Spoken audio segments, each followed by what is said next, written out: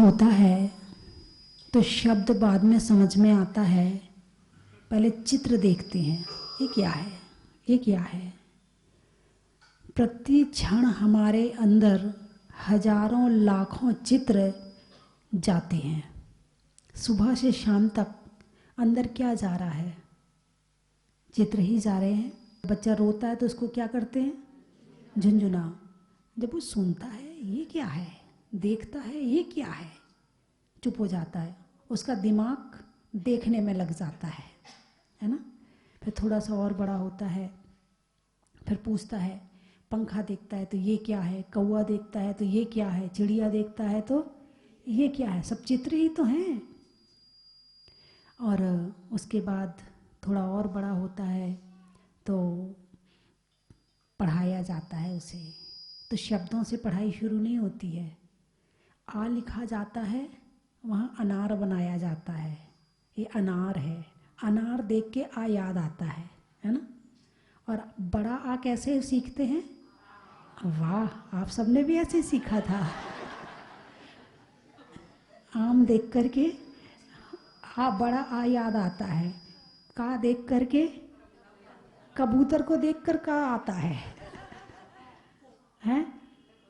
हाँ, तो इस तरह से जो चित्र हैं, चित्र हमें शिक्षा भी देते हैं, चित्र हमें हमारे भावों में परिवर्तन भी लाते हैं।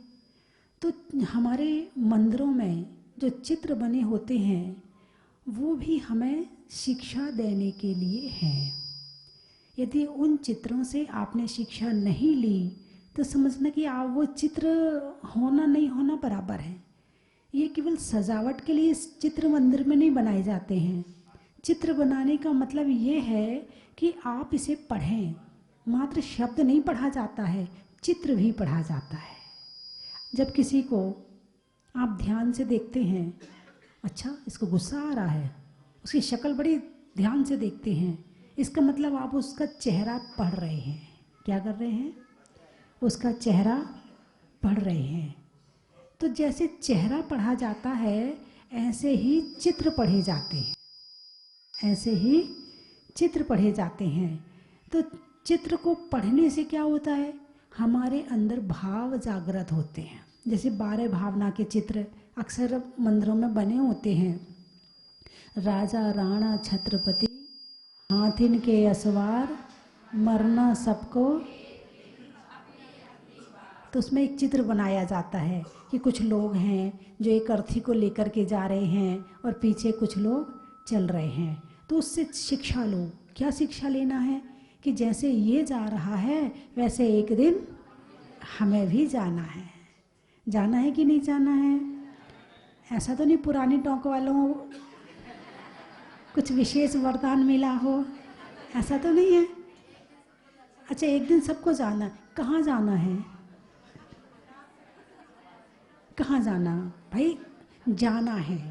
क्या बोला हमने? जाना है। जाना है। दूसरा प्रश्न, कहाँ जाना है? कहाँ जाना है? ये मंजिल हमें तय करनी है कि हमें कहाँ जाना है। वर्तमान में हम सिद्धालय नहीं जा सकते, लक्ष्य बना सकते हैं, उस लक्ष्य पे चल सकते हैं, लेकिन वर्तमान में अभी सिद्धालय मिल नहीं सकता है। तो उसके लिए भाई जब उसमें इष्टोपदेश में एक श्लोक आता है कि जब मोक्ष ही जाना है तो 2 जने मोक्ष जाते हैं। तो 2 जने जो मोक्ष जाने वाले हैं, एक स्वर्ग में है और एक नरक में है, और दोनों को मोक्ष जाना है। एक धूप में है और एक छाया में है, दोनों को मोक्ष जाना है। तो जब तक मोक्ष नहीं जा रहे हैं तब तक तो ठिकाना कम से कम नरक तो ना रहे। नरक की गर्मी क्यों सहन करें? और धर्मात्मा व्यक्ति नरक थोड़ी जाता है, त्यागी व्यक्ति नरक जाता है क्या? नहीं जाता है। तो ये मंजिल हमें तय करनी है कि हमें कहाँ जाना है। तत्वार्थ सूत्र का 6वां अध्याय आपको बता देगा कि आपको कहाँ जाना है, आपका पता बता देगा। जैसी गति वैसी मति, नहीं, जैसी मति वैसी गति। जैसी मति बनाओगे, जैसे विचार बनाओगे, वैसे गति हो जाएगी। तो जो चारों गतियां हैं, उन चारों गतियों में से आप कहाँ कहाँ घूम के आए, कुछ पता है क्या? नहीं पता है। हाँ, यही तो दिक्कत है। नरक भी गए हैं, त्रयंच गति में भी गए हैं, पशु गति में भी गए हैं। हम कहाँ नहीं गए, चारों गतियों में घूमकर आए हैं। लेकिन जैसे वो होता ना, एक गति से दूसरी गति में जाते हैं तो ये सॉफ्टवेयर तो रहता है, हार्डवेयर खो जाता है, चित्र खो जाते हैं, लेकिन कर्म सूक्ष्म रूप में बंध करके आ जाते हैं। अब कोई कोई बच्चा होता है, इतना होशियार होता है, इतना होशियार होता है बचपन से, उसे तुम ना पढ़ाओ तो भी सारा ज्ञान है, वो एक बार सुनता है और याद। ऐसा इसलिए हुआ कि जो पिछला ज्ञान था ना, वो साथ लेकर आया है।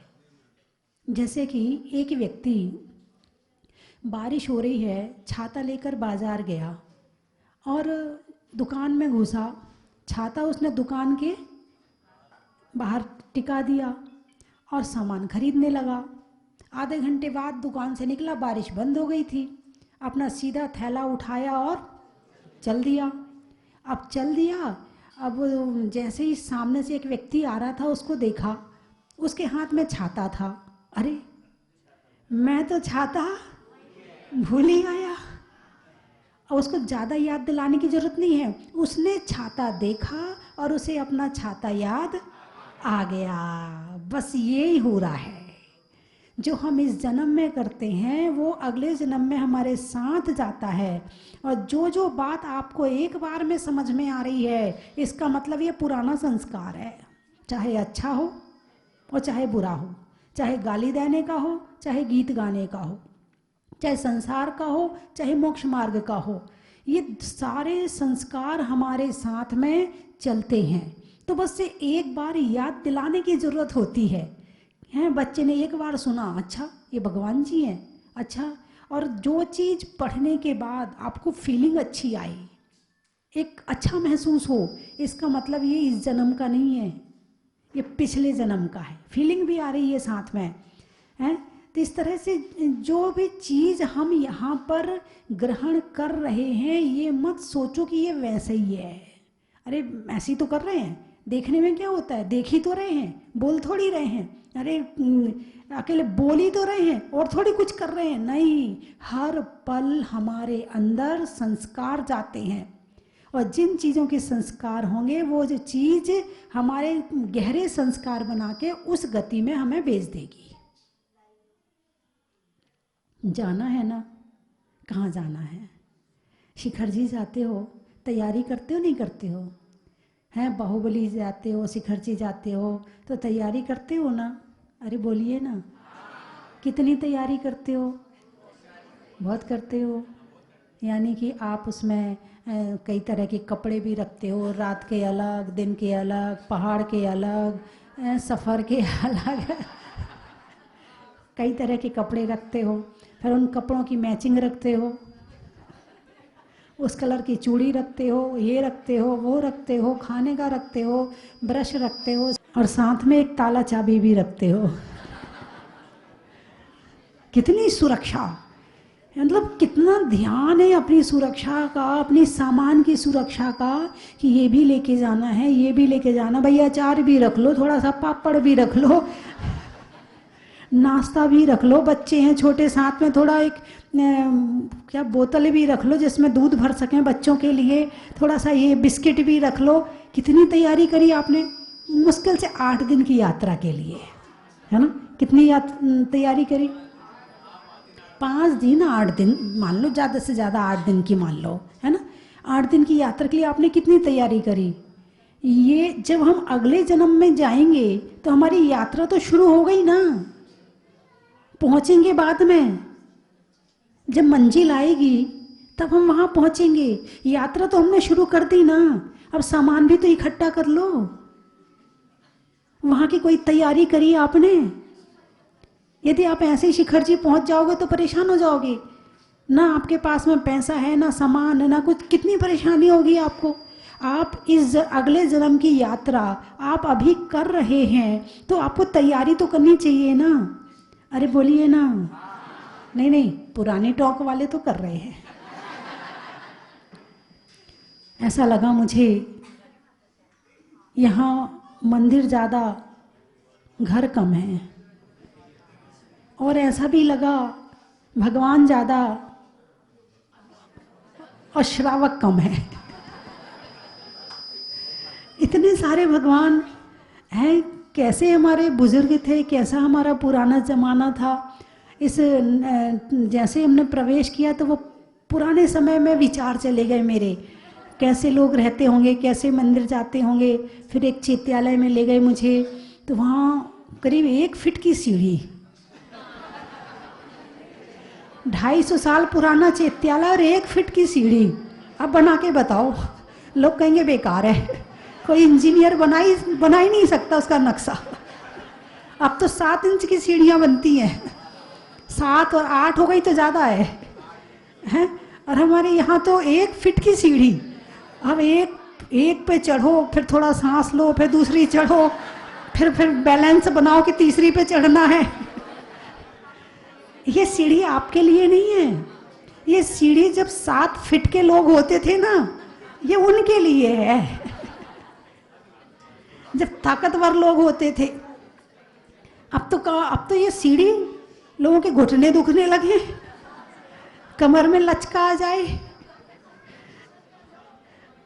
और कितनी सुंदर सुंदर प्रतिमाएं, कितने सुंदर सुंदर मंदिर, यार ऐसे सुंदर सुंदर लोग। मुझे तो पता ही नहीं था टोंक में इतने अच्छे लोग रहते हैं। मैं तो जहाजपुर में 8 साल से हूँ, पहले पता होता तो मैं पहले ही आ जाती।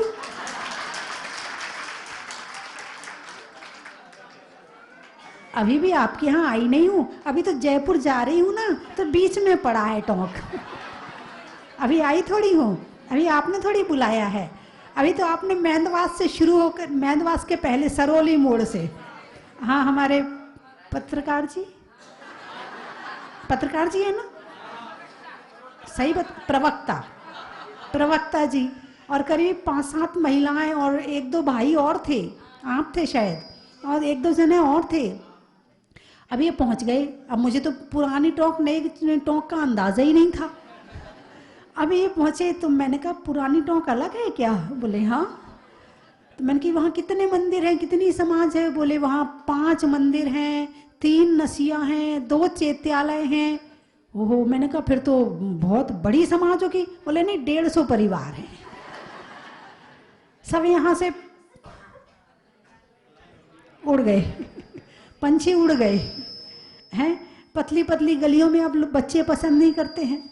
तो इस तरह से यहाँ की, जब फिर उसके बाद मेहंदवास गए, फिर आगे गए, मैंने कहा इनके अंदर है तो कुछ तो है इनके अंदर, ये तभी आ रहे हैं, नहीं तो ये ऐसे आने वाले नहीं है। और जब यहाँ मैंने प्रवेश किया तब तो आपका देख ही लिया कि आप क्या हैं। बड़ा अच्छा लगा। हैं 1 पे 11 हैं यहाँ तो, नई टोंक तो है ही 11, और यहाँ 1 पे 11 पुरानी टोंक भी हो गई। बंधुओं, तैयारी कर लो अब, ठीक है?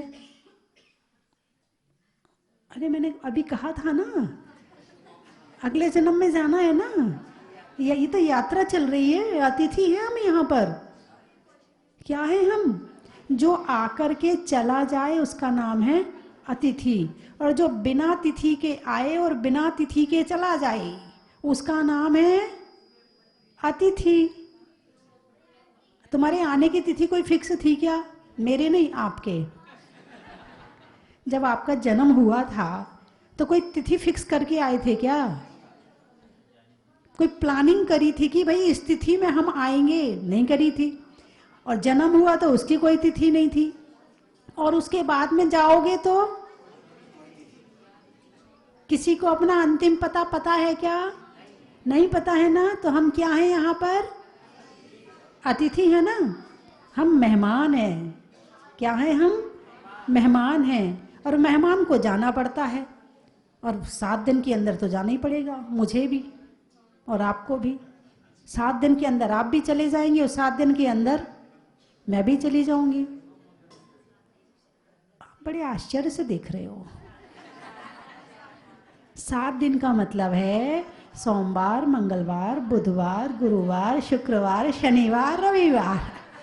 इन्हीं 7 दिनों के अंदर में हम आए थे और इन्हीं 7 दिनों के अंदर चले जाएंगे। कितने दिन की जिंदगी है, उसमें भी क्या पता कौन सा दिन हो, शनिवार हो कि मंगलवार हो कि बुधवार हो। आए थे तो चलो अब तो तुम्हें पता है कि कौन सी तिथि में आए थे तुम, या दिन में कौन से आए थे तुम्हें पता है, लेकिन जाने की तिथि तुम्हें पता नहीं चलेगी। जाने वाला चला जाएगा। तो मंदिर में जो चित्र बने होते हैं, राजा राणा छत्रपति, हाथिन के असवार और मरना सबको एक दिन। तो मंदिर में जब जाते हैं और मंदिर में जाकर के जब वो 2 लाइनें पढ़ के और फिर वो जो चित्र देखते हैं, तो उस चित्र देख करके चिंतन मनन करना चाहिए। यदि आपने शास्त्र नहीं पढ़ा, केवल चित्र के सामने 5 मिनट खड़े हो गए और उस पर चिंतन मनन कर लिया और अपने अंदर वैराग्य भावना भर ली, तो आपका स्वाध्याय हो गया। अब पहले के लोग, मैंने भी कल भी बताया था कि पहले के लोग बिना पढ़े लिखे होते थे, तो वो लोग अक्षर नहीं पढ़ पाते थे, तो वो चित्रों के द्वारा समझते थे सारी चीज। इसीलिए मंदिरों में पहले चित्र बने होते थे और वही परंपरा आज भी चल रही है।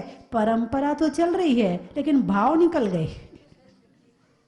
जिन भावों से चित्र बनाए थे उन भावों से आप उसे देख नहीं रहे हो। प्रत्येक चित्र को भावों से देखा जाए, प्रत्येक चित्र पर नजर डाली जाए। दूसरा अगला है, मरना सबको एक दिन, अपनी अपनी वार, दल बल देवी देवता, मात पिता परिवार और मरती वीरिया जीव को। कोरोना ने तो ये बता दिया। मृत्यु आई नहीं आई, कोरोना आ जाए बस। कोई न राखन हार है, सही है कि नहीं है? कोई ना राखन हार, पति पत्नी की नहीं, पत्नी पति की नहीं। तुम दूर से बाहर बैठ, जो डॉक्टर इलाज करते थे और जब वो घर जाते थे तो बाहर बैठ के बात करते थे, अंदर नहीं जाते थे। घर से बाहर निकाल दिया, अंदर नहीं आ सकते तुम। तो कोरोना ने बता दिया कि इस संसार में कोई भी किसी का शरण नहीं है, सब रिश्ते स्वार्थ के हैं। और ये बड़ी अच्छी बात है, इस स्वार्थ के रिश्तों के बीच भी यदि हम कुछ अच्छा कर लेते हैं तो वो हमारी अपनी क्वालिटी है। अब परिवार में रह रहे हो तो परिवार स्वार्थी है कि नहीं है? अरे बोलिए ना, परिवार स्वार्थी है कि नहीं? हाँ या ना में जवाब दो। कोरोना ने बता दिया ना। यहाँ तक कि यदि दादाजी को कोरोना हो गया तो अस्पताल में ले जाके डाल दिया। यहाँ तक कि वो फोन कर रहे वहां से, अब दादाजी चले गए तुम्हारे, आ जाओ ले जाओ। नहीं नहीं हम नहीं आ रहे, तुम ही कर दो, तुम्हें जो करना हो। बोलिए ऐसा हुआ है कि नहीं हुआ है? हुआ है ना। ना राखन हार, इस संसार में कोई किसी की शरण नहीं है। फिर भी परिवार है, परिवार है, एक अच्छी संस्था है, घर में व्यवस्था बनी रहती है, जीवन जीने में सहायता करते हैं। बच्चा पढ़ता है तो रक्षा कौन करता है? माता पिता करते हैं। और एक बच्चे का जब जन्म होता है ना तो 2.5 साल तक 3 साल तक तो वो अपने आप जी नहीं सकता है। छोटा बच्चा, आप देखो जितने जानवर होते ना मुश्किल से महीने 2 महीने में ठीक हो जाते हैं, खाने पीने दौड़ने लगते हैं और उनकी माँ बाप उन्हें छोड़ के भाग जाते हैं। बाप तो छोड़ो, माँ छोड़ के भाग जाती है। बाप का तो पता नहीं होता है ना। उसकी माँ भी उसे छोड़ करके यहाँ वहाँ चली जाती है। मुश्किल से महीने 2 महीने 3 महीने ज़्यादा से ज़्यादा मान लो। लेकिन जो मनुष्य का बच्चा है वो सबसे ज़्यादा कमज़ोर होता है, सबसे कमज़ोर होता है मनुष्य का बच्चा। सबसे ज़्यादा सुरक्षा की और रक्षा की ज़रूरत जो होती है वो मनुष्य के बच्चे को होती है। और माँ के अंदर इतना प्रेम होता है, पिता के अंदर इतना प्यार होता है कि वो अपने बच्चे की रक्षा करके उसे बड़ा करता है। वो खुद चोट खा लेगा मगर अपने बच्चे को चोट नहीं आने देगा। कितना भी स्वार्थी परिवार हो लेकिन फिर भी तुम्हारे लिए बहुत कुछ करता है। तुम पढ़ते हो तो तुम्हारी सहायता करता है, तुम्हारे अंदर धर्म के संस्कार देता है, तुम्हें अच्छे मार्ग बताता है, तुम्हें अच्छा इंसान बनाता है, तुम्हें बोलना सिखाता है, तुम्हें चलना सिखाता है। हैं, तुम बड़े होते हो तो फिर तुम्हारी शादी भी की चिंता भी वही लोग करते हैं। तुम्हारे सुख की चिंता, दुख दूर रहे और सुख, ऐसा काम कौन करता है? परिवार वाले करते हैं। यदि तुम फेल हो जाते हो, दुखी हो जाते हो तो परिवार वाले दुखी हो जाते हैं। तुम रोते हो तो परिवार वाले रोते हैं। तुम बीमार हो जाते हो तो परिवार वाले दुखी हो जाते हैं, तुम्हारा इलाज करवाते हैं, तुम्हारी चिंता करते हैं। कौन करता है? सब घर वाले करते हैं। तुम्हें हर तरह से रक्षा करके और तुम्हें जो सुरक्षा देते हैं, तुम्हारी मानसिक शांति, शारीरिक सुख, हर तरह की व्यवस्था परिवार वाले करते हैं। और सबसे ज्यादा बुरा किसको कहते हो? अरे बोलिए ना, लड़ाई झगड़ा किससे करते हो? करना चाहिए क्या? नहीं करना चाहिए। जब भी काम आएंगे परिवार वाले ही काम आएंगे, चाहे देवरानी जेठानी हो, चाहे भाई भाई हो, चाहे चाचा ताऊ हो, चाहे कोई भी हो, जब भी काम आएंगे परिवार वाले ही काम आएंगे। इसलिए हम कह रहे स्वार्थी संसार है। मन में वैराग्य रखो, लेकिन जो प्रेम दे रहा है उसके प्रेम को कभी उल्टा जवाब मत दो, उसके प्रेम को स्वीकार करो। दुनिया में तो सबसे बड़ी बात है सुख सहन करना। आदमी से दुख तो सहन हो जाता है,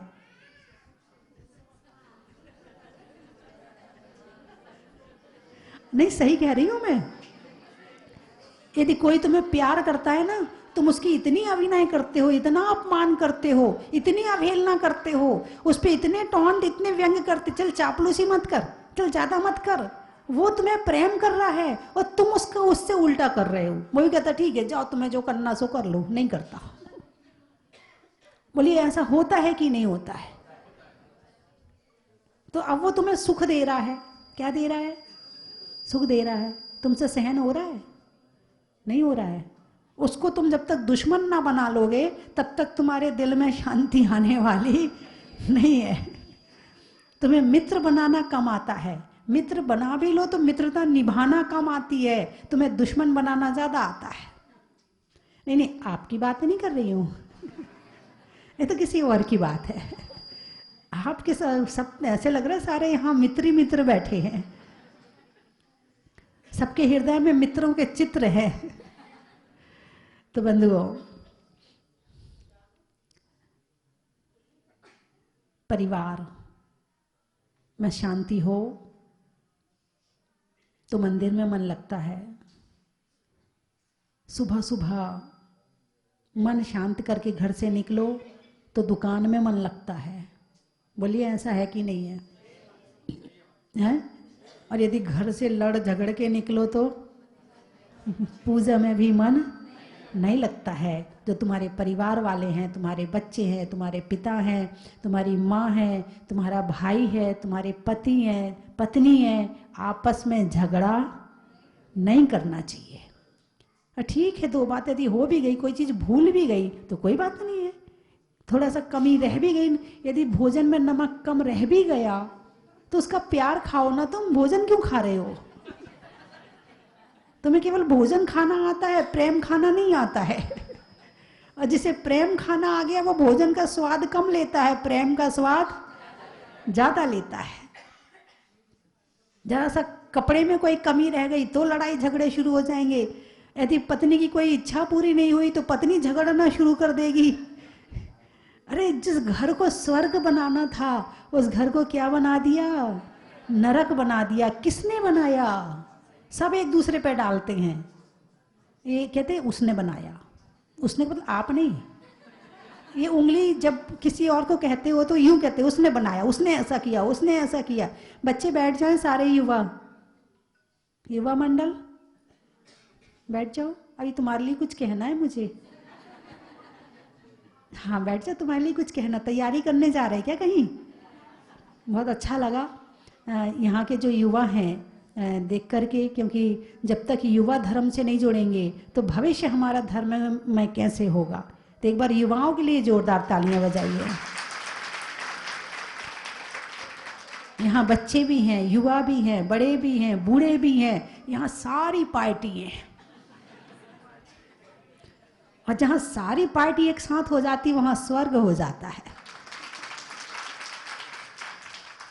तो बात कह रही थी, जब भी कोई गड़बड़ होता है तो अपने ऊपर कोई नहीं लेता है, उसने ऐसा किया, उसने ऐसा किया, समझ गए ना। ये उंगली उसकी तरफ, ये 3 उंगली किसकी तरफ है? उसके अंदर यदि एक कमी है तो तुम्हारे अंदर, और ये अंगूठा कौन है? जज है। ये जज है, ये न्याय कर रहा है कि उसमें यदि एक गलती की है तो तुम 3 गलती कर रहे हो। अपनी उंगली नीचे करो, पहले अपनी कमियां देखो। किसी के ऐब को तू बेनकाब मत कर, कर्म हिसाब करेगा, तू हिसाब मत कर। किसी के ऐब को तू बेनकाब मत कर, कर्म हिसाब करेगा, तू हिसाब मत कर। और भले ही मैं बुरा सही, पर तू अपनी नजरें तो खराब मत कर। भले ही मैं बुरा सही, पर तू अपनी नजरें तो खराब मत कर। कमी किस में नहीं होती? बहू आती है, अब बहू को लाने के पहले तो खूब बाजे बजते हैं, गीत गाए जाते हैं, बहू आ रही है, बहू आ रही है। अब सास बड़ी अपेक्षाएं लेके बैठी है बहू के लिए, और बहू बड़ी अपेक्षाएं लेके बैठी है सास के लिए। अब दोनों अपनी अपनी अपेक्षाएं परोसनी शुरू कर देती हैं, और जब दोनों की पूरी नहीं होती हैं तो खटपट शुरू हो जाती है। अपेक्षाएं कम रखो, हैं? हम न सोचे हमें क्या मिला है, हम ये सोचे किया क्या है अर्पण। क्या? हम न सोचे हमें क्या मिला है, हम ये सोचे किया क्या है अर्पण। फूल खुशियों के बांटे सभी को, सबका जीवन ही बन जाए मधुवन। इतनी शक्ति हमें दे न दाता, मन का विश्वास कमजोर। आपने इतने फूल बरसाए, इतने फूल बरसाए, ये वचनों के फूल अपने घर वालों पे बरसा दो, स्वर्ग हो जाएगा। बाहर के फूल नहीं भी होंगे तो चल जाएगा, वचनों से सबका सम्मान कर दो, इससे बड़ा क्या और फूल होगा। तो आज का यही नियम है कि आपको अपने घर वालों की तारीफ करनी है, आपको अपने समाज वालों की तारीफ करनी है। जो महिलाओं ने बैंड बजाया है उनकी तारीफ करनी है, जिन्होंने यहाँ लाने का पुरुषार्थ किया उनकी तारीफ करनी। आज का दिन पूरा आपको तारीफ तारीफ में निकालना है। सुनने की इच्छा नहीं रखना, सुनने की इच्छा मत रखना, करने की इच्छा रखना। नहीं तो बैंड वाली महिलाएं कहें हमारे लिए तारीफ है, हम क्यों किसी की करें। नहीं नहीं नहीं नहीं, ऐसा नहीं। आपको इच्छा नहीं रखने की कि कोई हमारी करे, लेकिन आपको करनी है। बात समझ में आई कि नहीं? आपका मन आज केवल देने देने में रहना चाहिए, लेने में नहीं रहना चाहिए। अच्छा उसने मेरी नहीं करी तो मैं क्यों उसकी करूं? हाँ, ये नाक बड़ी बीच में जल्दी आ जाती है, लेने की इच्छा पहले तैयार खड़ी रहती है। चलिए समय हो गया है, आप भी अभी तक घर में होते तो 2 बार तो हो लिया होता। और यही तो संतों की संगति का प्रभाव है, यहाँ आके बाहर की सारी चीजें छूट जाती हैं। इसलिए संगति करते रहना चाहिए। और आपका इतना वैभव, इतना सब कुछ देखकर मुझे बड़ा अच्छा लगा। और 1-2 दिन मैं यहीं पर हूँ।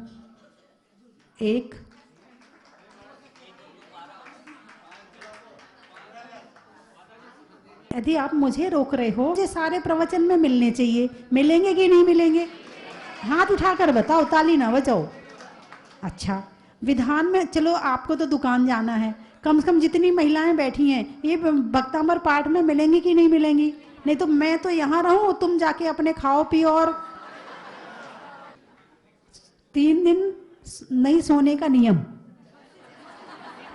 तारीख, अच्छा एक काम करो, एक दिन के विधान में सब जने बैठ जाओ, एक दिन 15 तारीख को, ठीक है? 15 के विधान में हाथ उठा लो, एक दिन तो मुझे दो अपना। 15 तारीख का नसिया जी में उठाइए, हाँ, दिन में हाथ उठाइए, एक दिन तो विधान में बैठो, अच्छे से हाथ उठाओ। चंद्रमा में गुरुत्वाकर्षण का, भौतिकता में आकर्षण का और भगवानों के दर्शन का बड़ा ही महत्व है।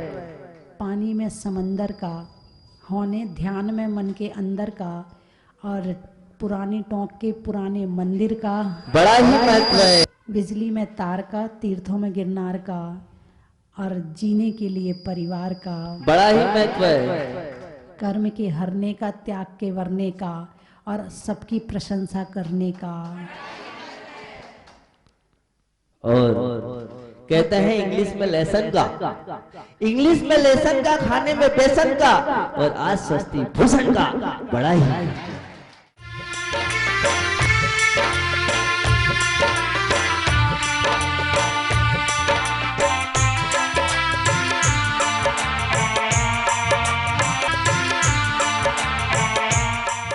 कि भगवान की स्वर्ग नगरी यहाँ बस रही है, इससे ज्यादा अच्छा किसी भी तीर्थ के अंदर जाकर के मन को शांति नहीं। मैं पहली बार ही आया था और बहुत प्रथम कलश का ये सौभाग्य भी प्राप्त हुआ है। ये हम ऐसी कोशिश करेंगे साल में 1-2 दफे हम यहाँ आते रहे। बहुत सुंदर लगा, बहुत बहुत बहुत। करीब 4 साल से जुड़ा हुआ हूँ, ऐसी कोई शनि अमावस्या नहीं होती, साल में चाहे 2 बार आए चाहे 3 बार आए, बाबा में इतना चमत्कार है, हर शनि अमावस्या को भुला लेता है। रात को 9 बजे विचार बना, रात को 12 बजे जहाज पुराया हूँ। ऐसी कोई शनि अमावस्या नहीं है जिस दिन मैं यहाँ आया नहीं हूँ, यही इसका अद्भुत चमत्कार है। व्यवस्थाओं के बारे में 2 शब्द ये है, आप कई तीर्थों पे आते होंगे, पर यहाँ पर आप एक बार आके, मैं जब आया था तब पंच कल्याणक हो रहे थे, उसके बाद दूसरी बार आने का दर्शन हुआ है।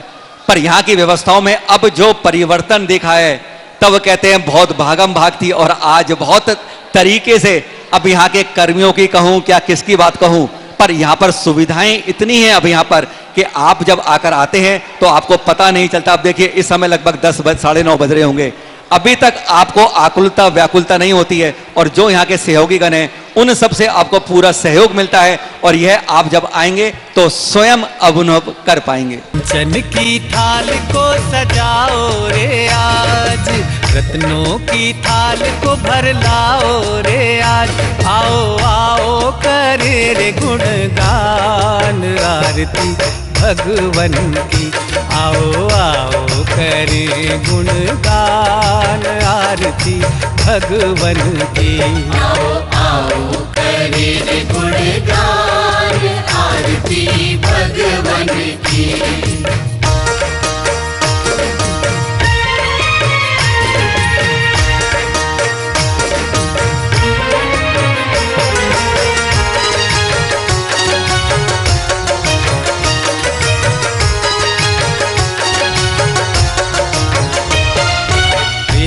सुमित्र के राज दुलारे, माँ पद्मा जी के नैनों के तारे, पिता सुमित्र के राज दुलारे, माँ पद्मा जी के नैनों के तारे, राजगृही में जन्म लियो आप, राजगृही में जन्म लियो आप, आओ आओ मनाए खुशी आज आरती भगवन की, आओ आओ करे रे गुणगान आरती भगवन की, आओ आओ करे रे गुणगान आरती भगवन की।